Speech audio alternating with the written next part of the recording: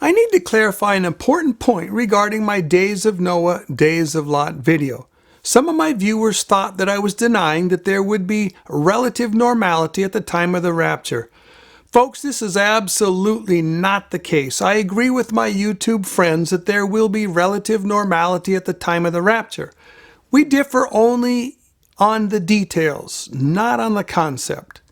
If you want to watch my clarification on this matter, stay tuned.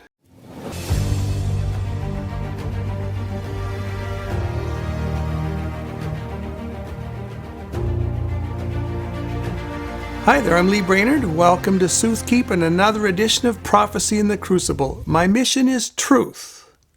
Truth at any cost, truth above every other consideration, particularly truth in the prophetic arena. Now, the truth that we're looking at today is the truth found in Luke 17, verses 26 through 29 on relative normality. And let's start by looking at this passage closely and reading it. As it was in the days of Noah, so also it will be in the days of the Son of Man. They ate, they drank, they married wives, they were given in marriage, until the day that Noah entered the ark.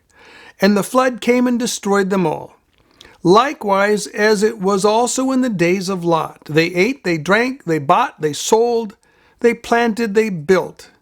But on the day that Lot went out of Sodom, it rained fire and brimstone from heaven and destroyed them all.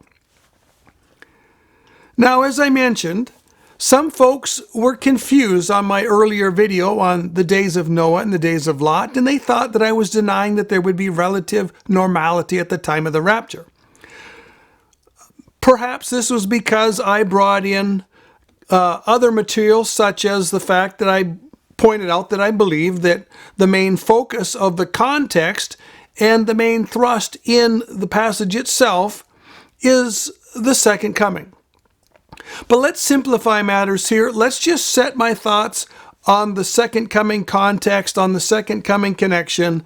Let's just set those thoughts aside. Let's set aside my thoughts and comments on the wheels are still going to be turning deep in the 70th week. Let's just set all that aside. And we'll leave that for a future video. Let's just focus on relative normality at the time of the rapture. Now, the main point that we want to look at when we're looking at relative normality at the time of the rapture is the typology of Noah, and there's two main points here. The first that we need to observe is that the flood parallels the tribulation. At the time of the flood, a significant amount of time elapsed between the start of the flood and the time when the flood reached its full height, that it covered all the tall mountains and it destroyed the last of the ungodly on the planet that were trying to escape the ravages of the judgment. Likewise, in the last days, there's going to be a significant time that's going to pass from the start of the tribulation until the tribulation reaches its climax at the second coming and destroys the last of the ungodly that are fighting for their very lives. The second point that we need to observe is that the days of Noah parallels the days of the Son of Man. And if you observe the Old Testament story and you observe the analogy here in Luke 17, the days of Noah began before the flood started. So it's the time prior to the judgment, and then it includes the time of the judgment. So this implies that when we come to the last days, the days of the Son of Man are going to start prior to the beginning of the tribulation, and they're going to go back into the time of the church age. We don't know how far back they're going to stretch, but it'll be at least the end of the church age. And this allows two parallel applications of the Noah typology, because Noah's deliverance perfectly fits the church being delivered out of the scene of judgment in the heavenly ark where she's taken to the New Jerusalem, but it also perfectly fits the sealing and deliverance of some of the early trib saints who are going to be taken through the tribulation in the earthly ark or the tribulation ark. Because, and folks, notice this, the relative normality at the time of the rapture is going to be virtually identical to the relative normality that's just a few weeks or a few months later at the time of the sealing and of the early trib saints that are going to be going through the tribulation. But at any rate, we're not looking at the trib saints right now. We're looking at the rapture of the church. So let's turn to the question of the relative normality that we're going to see at the time of the rapture. Notice in Luke 17, verses 26 through 29, we see 4 couplets. We see eating and drinking, we see buying and selling, we see building and planting, and we see marrying and giving in marriage. Now, these observations do not imply, like some seem to think, that there's going to be worldwide peace or prosperity on the globe at the time of the rapture. They only imply that we're going to see the continuation of the same normality, the same relative normality that has been on the planet for the past centuries, indeed for 2,000 years. The wheels of the world are going to still be turning in the same way that they've been turning for 2,000 years. And men are going to be engaging in life's basic pursuits without serious regard to eternal matters, just the same way they've been doing for the last 2,000 years. In fact, men are going to be ignoring the warnings and the signs of coming judgment, even as the men did in Noah's day. So, folks, there are not going to be any significant changes at the time of the rapture. For all of the history of the last 2,000 years, people went about life's basic pursuits, some of them in time of peace and some of them at the same time in different places in time of war.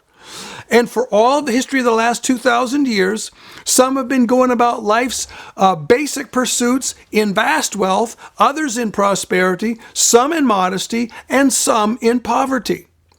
And there's not going to be any change of this status quo during the time of the rapture of the church.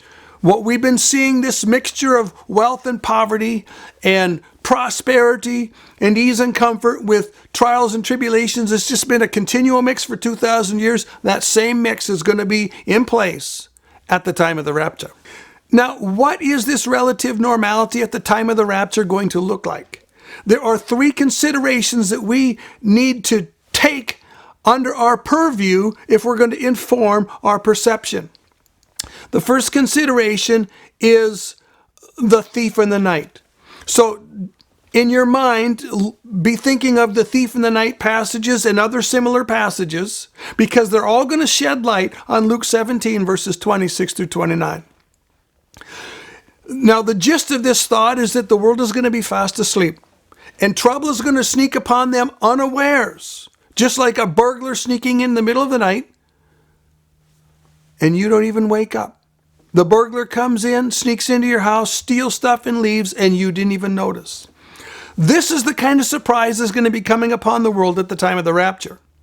This means that there's nothing going on in the world that's unusual. There's nothing going on in the world that's so far out of normal that they're going to be awakened. The sounds in the night are going to be the same. The difficulties around them are going to be the same.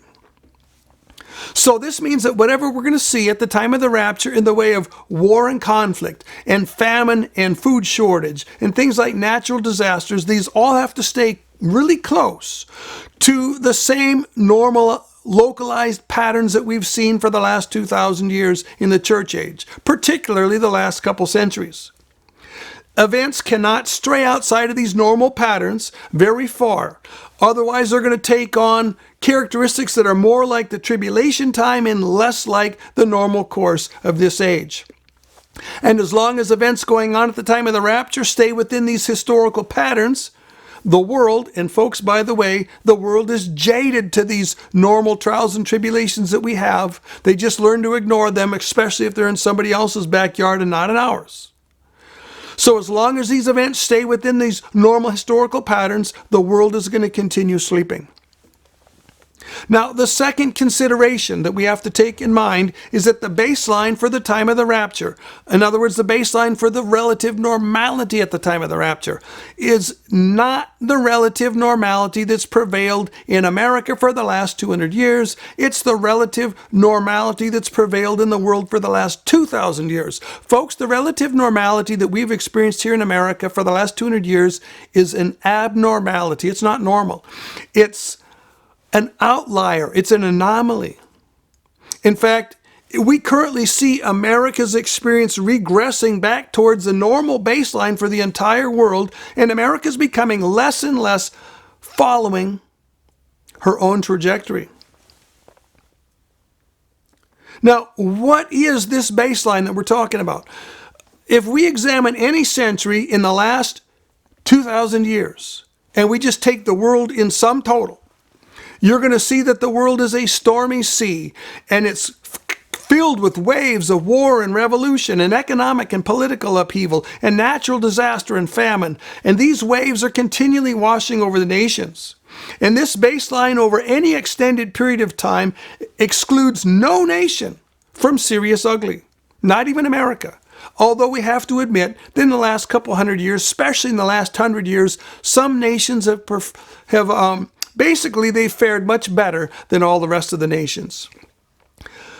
But now, to avoid unnecessary controversy, let's limit our conception of relative normality to America's experience in the last 200 years, and let's leave the relative normality for the whole world, the rest of the world, out of the picture. I don't have to do this, but just for the sake of convenience and to avoid frustration for some, let's just limit it to that. So what does America's past relative normality have to say about her future relative normality? Well, it tells us this. First of all, there's a small possibility that the U.S. could indeed see war that equals the kind of war that we saw in World War II. We could also see economic collapse that equals the Great Depression, or we could see drought and famine that looks like the years of the Dust Bowl. Folks, all of these things were part of the normal course of America in the last 200 years. But the most likely scenario is that we're going to see only localized conflicts like those that we've seen almost nonstop since the Korean War. In fact, what we're seeing right now in Ukraine is a good example, because Ukraine is essentially America fighting Russia in a proxy war where we're using Ukraine. And we're probably only going to see recessions like we've seen over and over again since World War II. And folks, the economists tell us that we've had 13 recessions since World War II.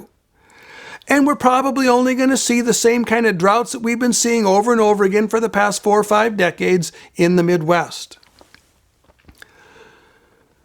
Nonetheless, and I got to qualify this, folks, nonetheless, while probabilities are in our favor that America is only going to see the kind of trials and tribulations that we've seen in the last 70 years,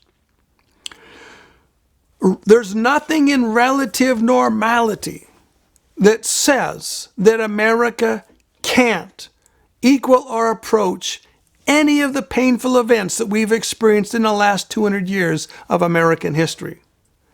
Nothing in relative normality, nothing in Luke 17:26-29 forbids America from seeing in the future what she's seen in her past. Now, the third consideration is that as we approach the end of the church age, we're seeing the early birth pangs of the coming tribulation sneaking more and more into our world around us, and it's affecting the baseline that we're feeling for relative normality. It's slowly bringing that baseline of relative normality a little bit higher. Now, this relative normality is being affected primarily by New World Order agenda things. For instance, what we eat and drink is being affected by matters of New World Order morality. And what is available to eat and drink is being affected by disruptions of agriculture and infrastructure and trade. And we find limitations in many parts of the world on buying and selling, and these are being increasingly experienced through social grading. And nonconformists in many parts of the world are being banned from venues and services and opportunities. And it's becoming more and more difficult for the poor and for the lower class to farm and to build and to start businesses. It's becoming increasingly difficult for Christians to participate in aspects of the world that they formerly enjoyed participating in.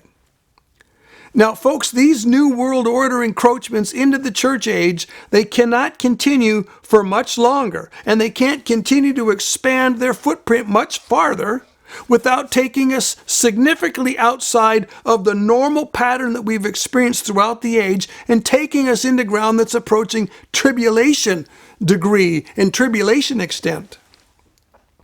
And this implies that the rapture is near. Now, we could make a similar case for the increase in the number and severity of such acts of nature as earthquakes and volcanoes and severe thunderstorms and hurricanes. These things have been increasing both in their degree and in number and in their intensity for the past 4 decades. And we can't go much farther down the path of this increase in acts of nature without moving significantly out of the normal course of the past centuries and moving into the realm of tribulation degree visitation. In conclusion, I'm going to make 3 points. First of all, the rapture is definitely going to happen when things are still relatively normal in the world. It's not going to be circumstances that are significantly different from what we've seen in America for the past couple centuries and what we've seen in the world for the past few centuries, indeed what we've seen in the world for the past 2,000 years. 2, the early birth pangs of the tribulation are starting to intrude into the world in an obvious and significant manner. As my friend Pete Garcia likes to say, we are running out of normal. Now, this can't continue much longer, not unless we have some sort of conservative revival or the hand of the restrainer himself starts rearranging the chessboard. And if neither one of these things happens, folks, then we are definitely running out of normal, and this means that the rapture must happen soon. 3, relative normality does not mean that we can't see troubles here in America that are as severe as World War II or the Great Depression or the Great Dust Bowl. But it does mean that the odds that we're going to see these things are relatively low. Well, I hope this has been an encouragement to you and that it's helped you to understand a very difficult passage. Keep looking up, folks, because the Lord is coming soon. He's coming for his bride, and we are going to meet him in the clouds, and he is going to take us to the glories of the New Jerusalem, and we're going to be with him forever. And this day cannot come fast enough.